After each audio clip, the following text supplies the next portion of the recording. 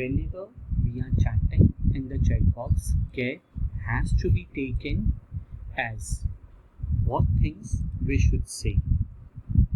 Anything you say about anyone can be viewed by person all over the world and can have a damaging effect on the person being talked about.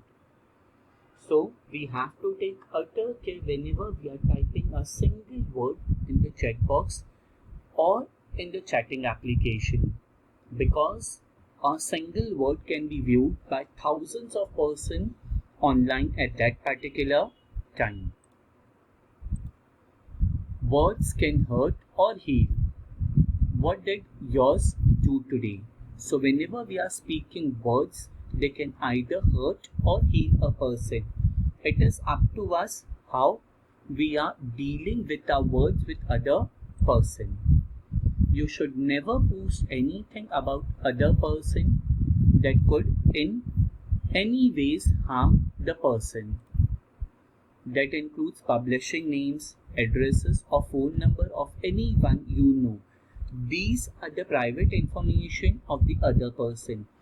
When you are leaking the private information about the other person, yes, you are hurting the other person emotions, because without the concern of the other person, you have just sent the address or you have just sent the phone number of the person.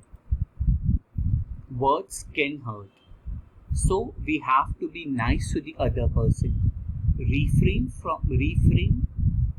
from saying bad thing about others.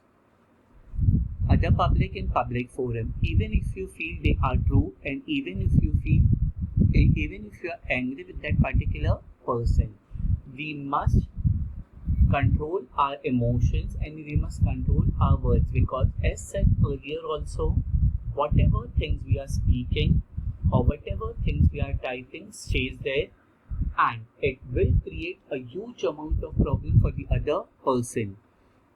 And being a nice human, it is a better practice that because of us, some other person shouldn't get hurt or their emotion shouldn't get hurt.